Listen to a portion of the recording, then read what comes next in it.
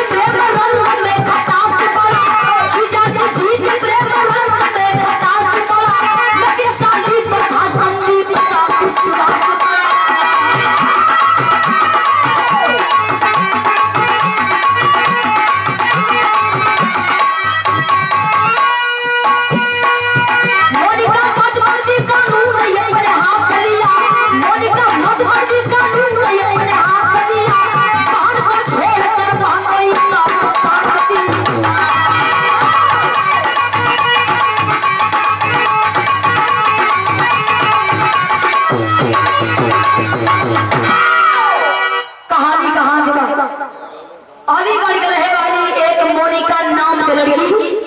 उधू बहू रहे बड़ी भाई का शादी भई जौना लड़का के नाम जौना दुल्हा के नाम बतावल गई संदीप। बड़की बहन के शादी भई संदीप से। बड़की बहन अपने ससुराल में गई खुशी खुशी अपन जिंदगी व्यतीत करता, लेकिन संदीप के ससुराली में आना जाना लागल रहे। एक महीना में 2-4-10 बार जरूर आवे। एक दिन भोर ही में संदीप अपने ससुराली में गई। मोनिका चाय पानी ले जाकर देलस और बगलिए में बोल के कहे लागल कि ऐ जीजा एगो बात कही। संदीप कह रहे कि मोनिका तू का कर चल बोलो जल्दी बोला मेरे घबराहट होता है।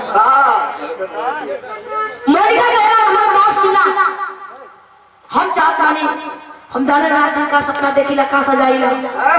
हम ये रात दिन सोचिला कि काश हमार ब्याह या बहू से तो से हो जाता तो खुशी खुशी अपन जिंदगी हम बिता लेते। संदीप मोनिका के हाथ पकड़ के रहे। मोनिका अरे पगली जब बतिया तो से हम कहल चाहते हैं बतिया तुमसे कहत पड़ी।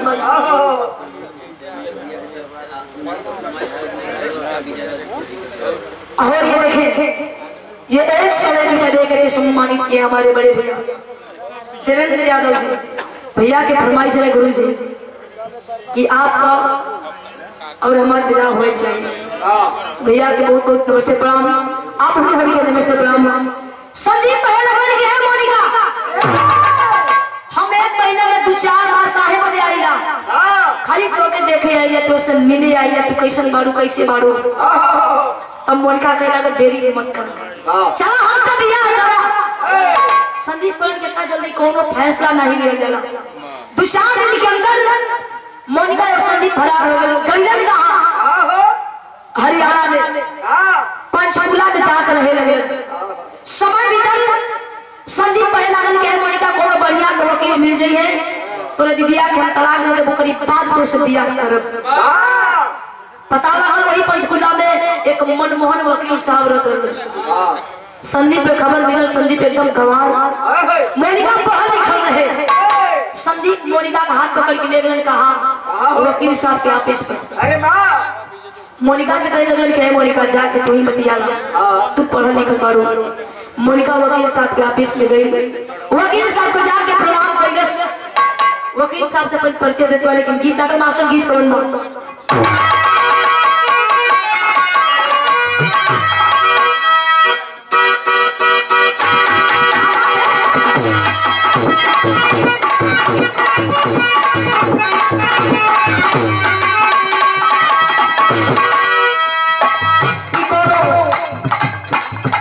मेरा मर्द होगी जवान मेरा नाती का फोन लगो के बकवा तो सारा करना कैसे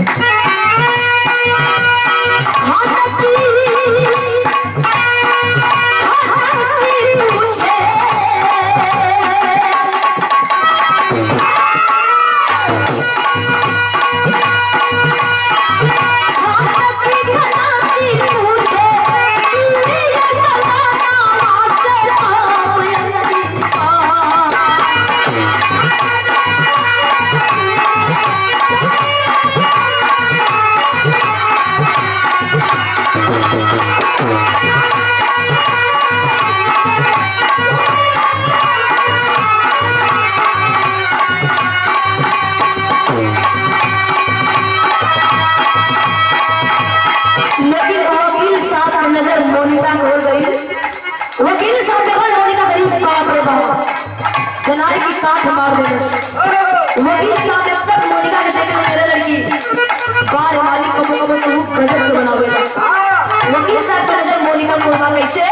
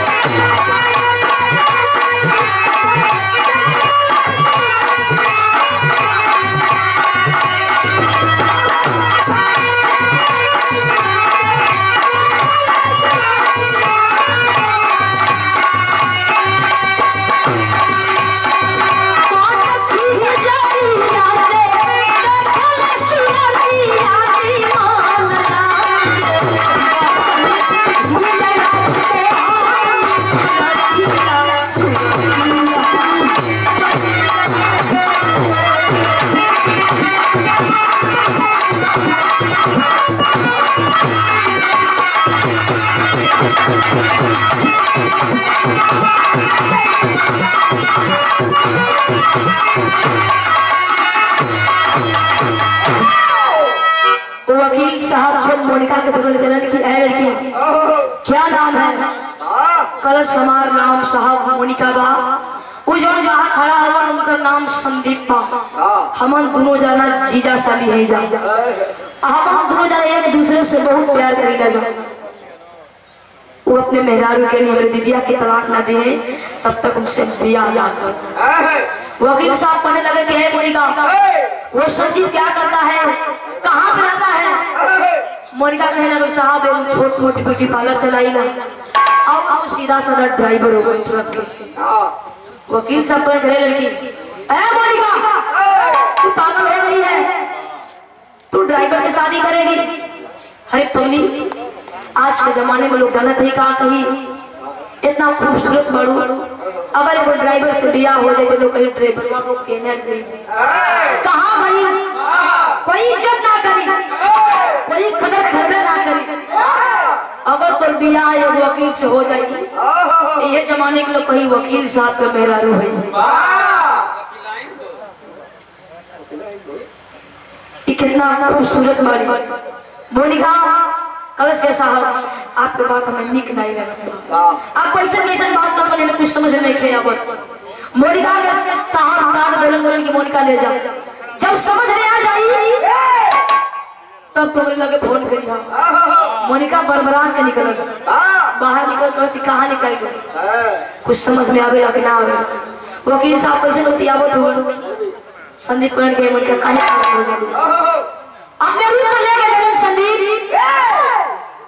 दिन बीतल रात भर खाना खा के दोनों सोते लोग मोनिका के मने मने ख्याल कहीं में वकील साहब सही कर रहे मोनिका के अचानक मन में ख्याल आई वकील साहब एक काम कर रहे कहन की मोनिका तोर बियाह ड्राइवर सही तो कदर ना मिली अगर तोर बियाह ये वकील से हो जाई तो सम्मान मिली और ये में तुरंत मोनिका वकील साहब के लगे फेंक गई अभी पुनः में कहे लगे साहब हम मोनिका बन साहब बोले कि ए मोनिका ये तनी रात का तू हाथ धो आई हम जान गए कि दूसर कोई के ना अरे फोन मोनिका ये हमारी बात तो समझ में आ गई तेरी में कहे पर ऐसे मास्टर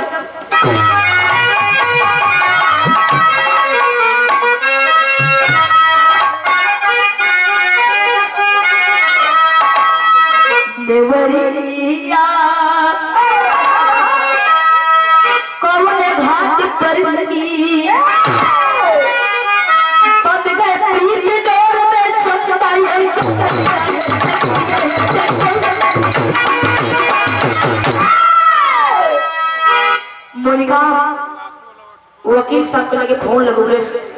बड़ी देर तक बात भई। मोनिका के डेली की आदत बन गई, जब वो निक ना लगे तो वकील साहब के लगे फोन लगौले। एक दिन वकील साहब बोल गए मोनिका अब हमारे घरे चलो। मोनिका बड़ी खुश भई, तरस के साहब आप खाली इशारा तो करें, हम कहे ना चलो। वकील साहब एक दिन अपने मोनिका के अपने घरे लेके गई। वकील साहब घरे गई, देखत में दुआरे पे प्रभु दादा बैठे लोग। मोनिका कहने लगे साहब ही के बा। वकील साहब कहने के मोनिका ये हमारे पिताजी हुआ। जाके मोनिका प्रणाम कइलस। तब तक वही घरवा में से दो छोटी छोटी लड़कियां दौड़ के गईलन और ये कानून 101 रुपए दे करके सम्मान किए थे। स्वागत किया आप हमारे गार्जियन आदरणीय आप श्री अनिल यादव जी, हसनपुरा के धरती से गाजीपुर। श्याम नारायण यादव भतीजा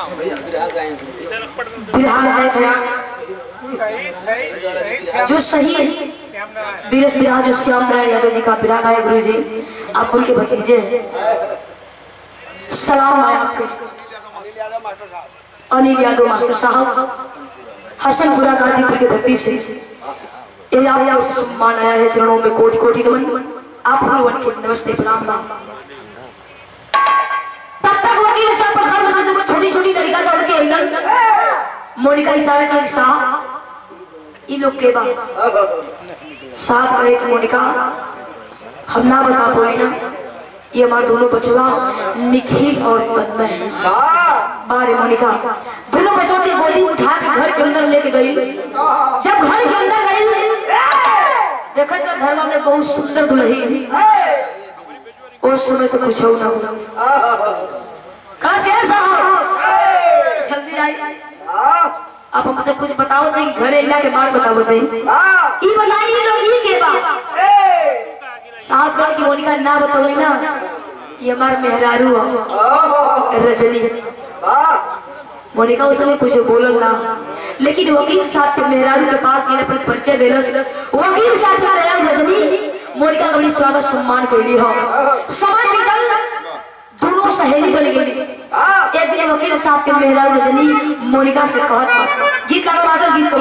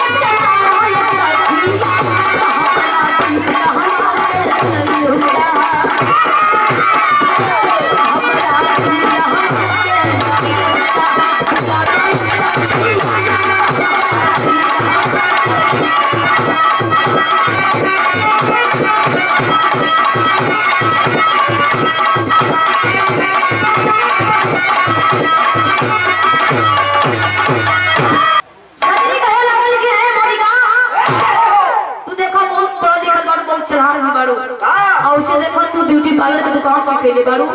हमारे को साड़ी बा वही कलसी के ब्लाउज के पेटकोट चाट पका लिया दे मोन का लगे पगली। अरे वाह इतनी सकाम खातिर इतना कुछ नहीं बुझावत बारू चलो हम यहाँ जाई बाजार तो जरूरत के सामान लिया दे। मोनिका बोल बतिया के अपने घरे आई रूम पर आई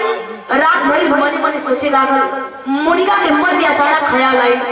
विदेशिया में कैसे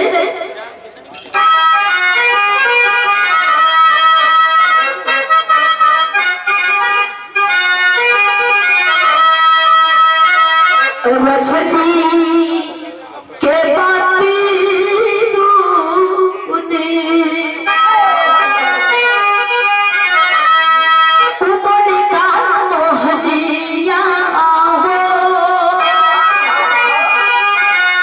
सोचे आज पूरा होई जाई मोर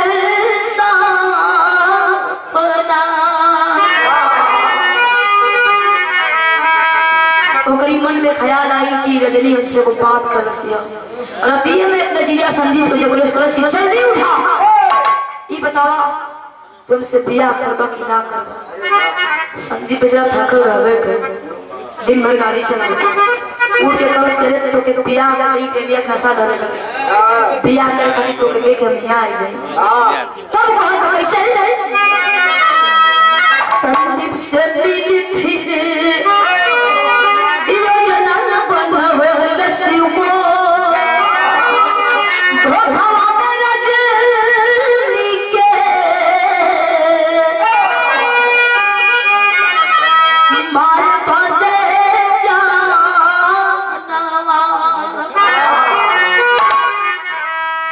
कलश एगो काम कर सुबह में एगो तू गाड़ी लेके जा जौन हम कब हुए करे कोई संदीप पर कहीं घूमे जेबी काहे ना सही सही बताओ दे साफ बता का हुई गाड़ी कलश की जवन हम घर पर होता नहीं करा सुबह भाई संदीप एगो सफेद कार लेके आई मोनिका जितनी सुघर है चलाक भी रहे अरे वाह अपन मोबाइल घरे छोड़ कर जाके गाड़ी में बैठ गए। संदीप गाड़ी लेके जब मार्केट की ओर चलन तब मोनिका रजनी के पास फोन लगाओ चाहत में लेकिन मोबाइल नहीं बा कैलाश का कहे तो पड़ल एक रिक्शा वाला के मोबाइल से फोटो कैलाश साड़ी लेके आवा सखी आज अच्छा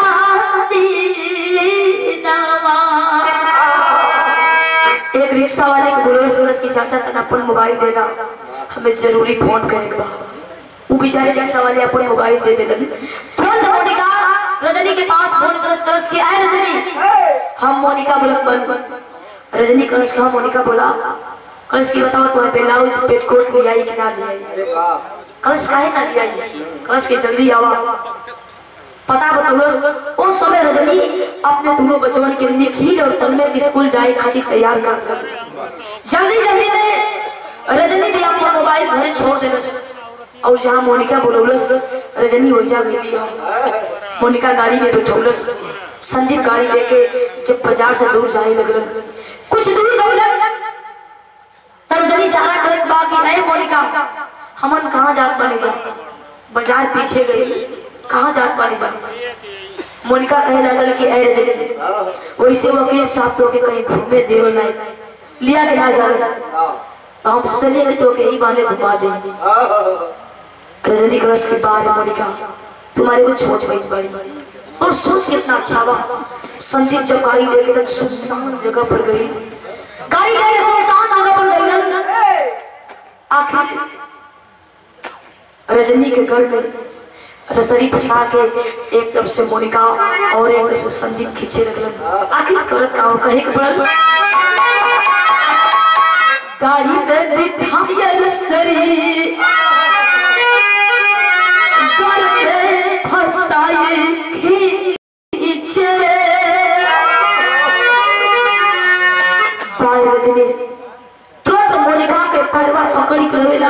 करे मोनिका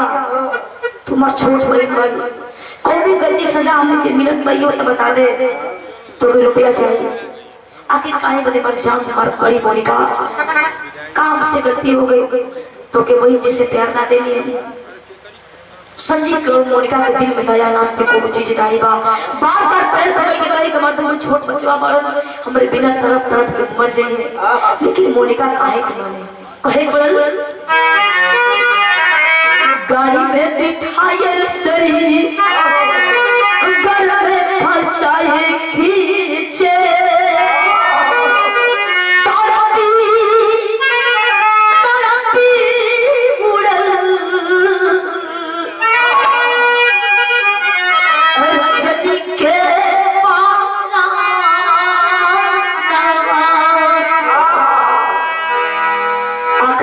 रजनी के जान से मार दे यहाँ के बाद छोड़ी यहाँ समय बीतल जब स्कूल से छुट्टी भई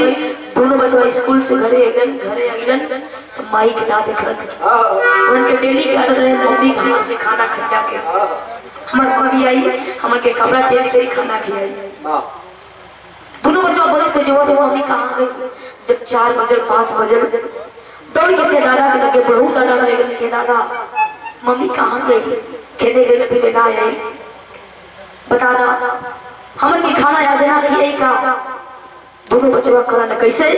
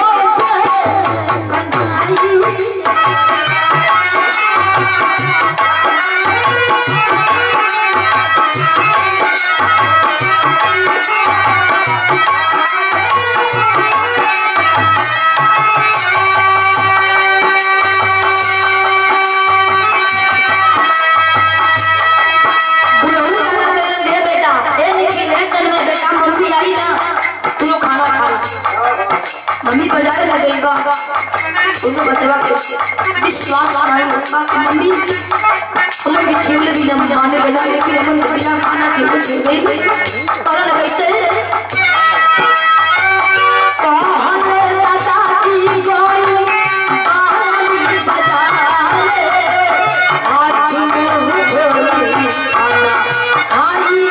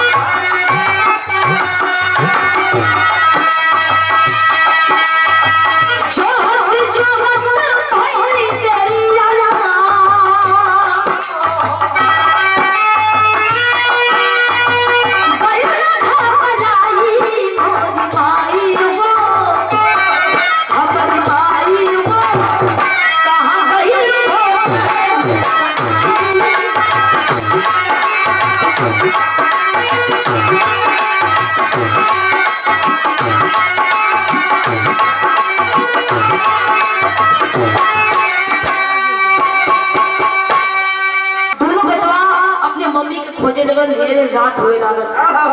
अपने मम्मी के मोबाइल से तुरंत अपने पापा के पास फोन लगुलन वकील साहब के पास फोन गई दोनों बचवा मम्मी के खोजे लगन पापा मम्मी तुम्हारे पास ना गई बा वकील साहब से लगन बेटा मम्मी यहाँ का करे आई मम्मी कही गई हो आ जा ना पापा जब से स्कूल से आई ले जा मम्मी घरे गए वो दोनों बच्चों के रुवाई सुन के वकील साहब घरे भाग के दोनों बच्चों के समझावे बुझावे रात ज्यादा हो गई अपने मोबाइल से इतना नाम रिश्तेदार लोग सबसे यहाँ फोन लगोलन लेकिन रजनी के पता नहीं चला 4-5 दिन बीत गए वकील साहब मजबूर होकर के लाचार होकर के वही पंचकुला में दोनों बच्चों के लेके गए थाने के अंदर जाके दरोगा जी के आगे हाथ जोड़ के कहे लगन कि साहब बहुत मजबूर बहुत लाचार बानी हमारे मेहरा रजनी आज 4-5 दिन से न पाता बा लेकिन घरे नहीं आ इहो नहीं के मालूम तब दोनों बचवा जाके दरोगा जी के पैरों पकड़ के लगन दरोगा जी ये साहब मेरे मम्मी के खोज के ज्यादा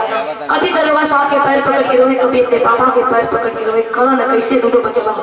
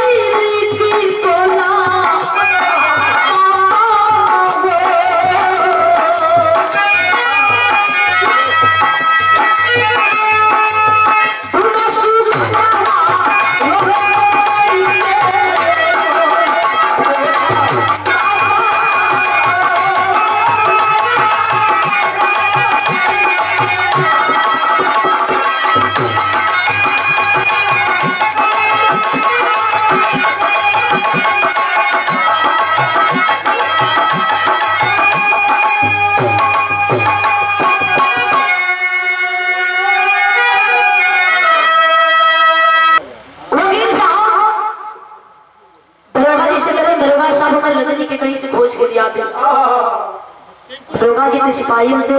चारों तरफ पता लगा लेकिन रजनी के पता नहीं चला 6-7 दिन बीत गई एक दिन दरोगा जी वकील साहब से कहले साहब रजनी के मोबाइल बाकी लेके मोबाइल भेज दिया दोनों बचवा करे मम्मी के मोबाइल घरे बा वकील साहब मोबाइल मंगवा के दरोगा साहब से दे देले जब दरोगा साहब काल डिटेल में देखे लगन तो सबसे ज्यादा बात रजनी और मोनिका में होत रहे दरोगा साहब कहने लगे वकील साहब ही मोनिका के बाद वकील साहब रोने लगे कि साहब ही दोनों कोई मर्जी से रह रहा मोनिका भी बहुत ओकर हालत बहुत खराब हो गई बा जब नया नंबर देखलन फोन तो कहले नंबर पे फोन कहां गया रिक्शा वाले के पास रिक्शा वाले के बोलो थाने के अंदर दरोगा साहब रिक्शा वाले थाने के अंदर एकदम साहब कहने लगे कि बताओ दरोगा साहब कहने लगे रिक्शा वाले से के नंबर तुम्हें कहां से मिला कहां फोन लगाए थे कहला साहब नंबर के करबा हमें नहीं मालूम लेकिन कहला साहब एक दिन हमारी मोबाइल से लड़की फोन कइलस आ कहां बतियो समय नहीं मालूम तुरंत दरोगा जी मोनिका के लगे फोन लगा तुरंत कि ए मोनिका 2 मिनट के लिए थाने के अंदर आ जाओ मोनिका लगा तेरे को बहाना करे लेकिन आई थाने के अंदर आई रिक्शा वाले कुछ दूर पर बैठा लगा साहब कहने लगे कि मोनिका ये बताओ तुम्हारी सहेली रही रजनी लेकिन बताओ कुछ तो बता के गई हुई कहां बा लगल वही थाने के अंदर ड्रामा कर बगल छिपाए कल कि साहब इतने जल्दी काम लिया ना लेती काहे की बात हमसे पूछत बने तो रिक्शा वाले एकदम पापड़ से कहीं पर कैसे बात कर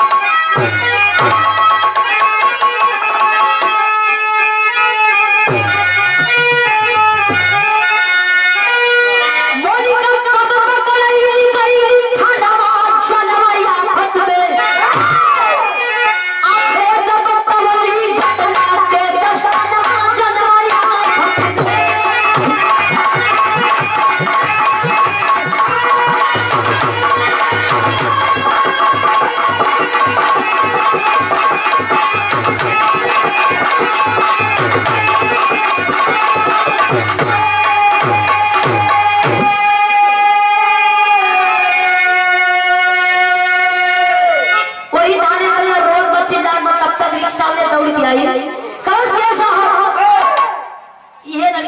मोबाइल से बतियौलस आ कहां बतियौलस कैसे बतियौलस नहीं मालूम बा। साहब कहने लगे मोनिका डांट करके मार दिए कौन गए मोनिका सख्त पगड़े हो गए नहीं गोरी पर लेकिन अब बहाना मत कर बता रजनी कहां बतावे के तैयार नहीं बा बतेबो करस के साहब जल्दी जल्दी गुरु करा और रजनी को मुख पे नहीं डाल खींच के छापल मरलन साहब खींच के छापल मरलन करे मोनिका काहे ना रजनी मेरी साहब हमन के जान से मार देनी जा की जान से मार देनी जा पूरे सतवा योरी को कहे कलश के हां हमार जीजा संदीप की पकड़ के थाने के अंदर आइलन। संदीप जब मोनिका को देखलस कलश रे मोनिका हम कुछ समझिए नहीं कि पावती होत का आखिर तू चाहत का बड़ी मोनिका कुछ बोलत नहीं बा मार पड़ संदीप और मोनिका के आल हाल कहे कैसे मारे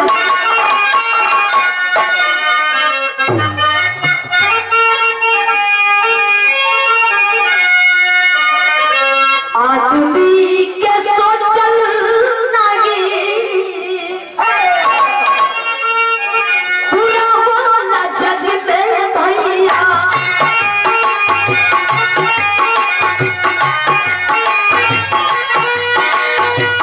तू होना जग में जब चाहे करता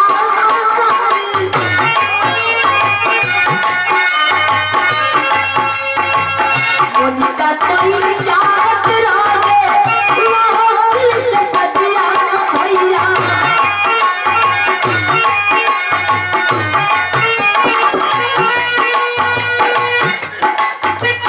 कोहरा पार मतिया लसरा चल दिन जाने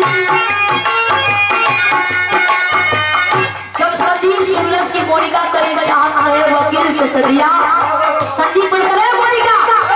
कि काश लक्ष्मणी तू हमसे भी आकर रह गई कि वकील से भी आकर रह गई चार आवाज दे रहे मोनिका रजनी अरे मोनिका संदीप बता रजनी के लाश कहां बा संदीप बोले साहब नसीब ना के अहे बोले से संदीप मोती का ताये फूल पतिया भैया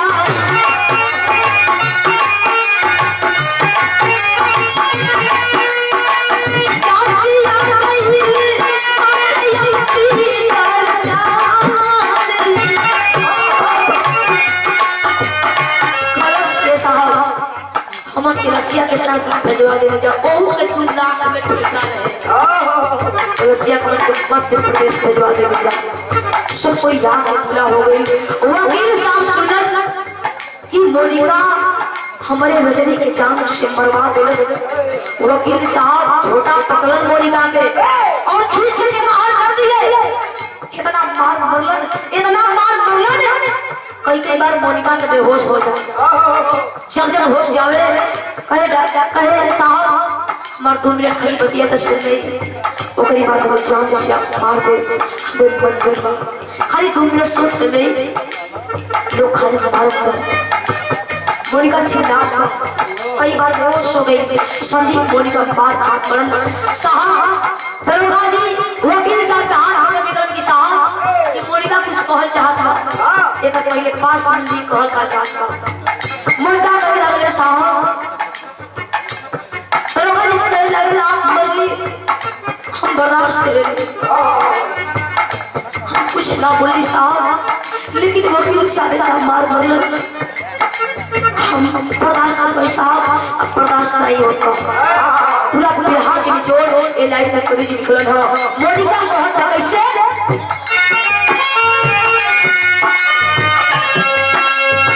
वकील बात बहुत माला वकील राजनी के भैया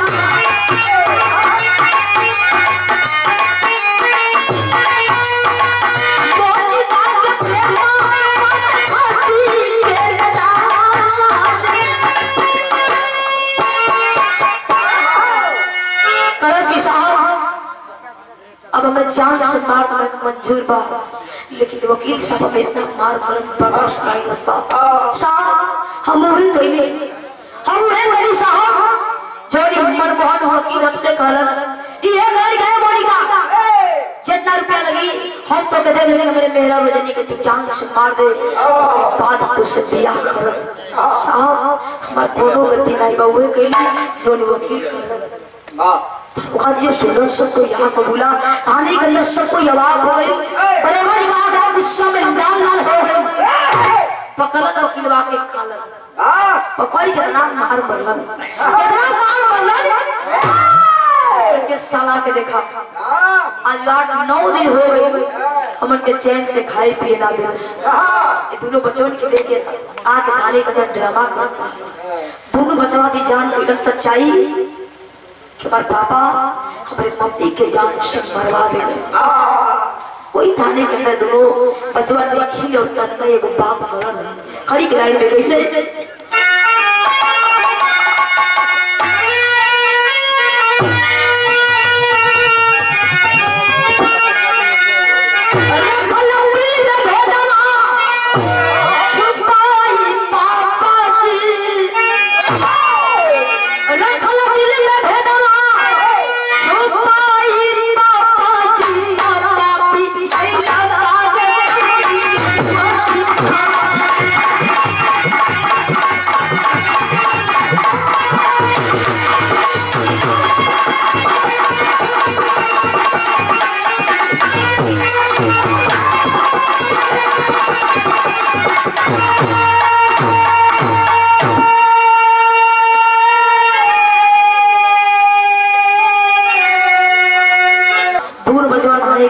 सबके आंख से आंसू होने वाले की देखो वही बात करने कैसे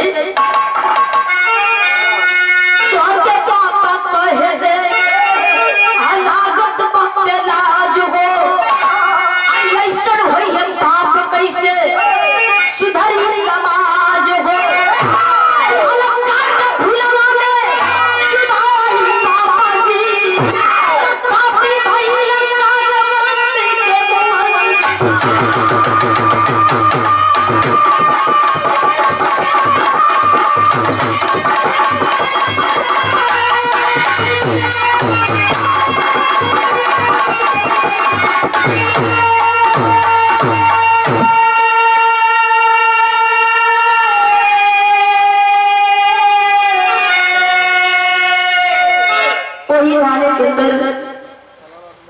दोनों बच्चों के बुढ़ऊ दादा भी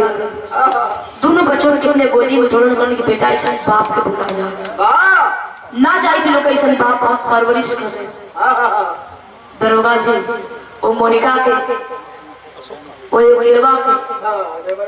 और ड्राइवरवा के जेल में ढोलन करने की जान दो वही में बियाह करिए वही प्यार लीला करिए ऐसा ऐसा लोग दुनिया में आखिर के करे तो कोई विश्वास करे जब ऐसा लोगन के ये हालत बा आखिरी भाव है गुरु बिहारी गुरु श्यामा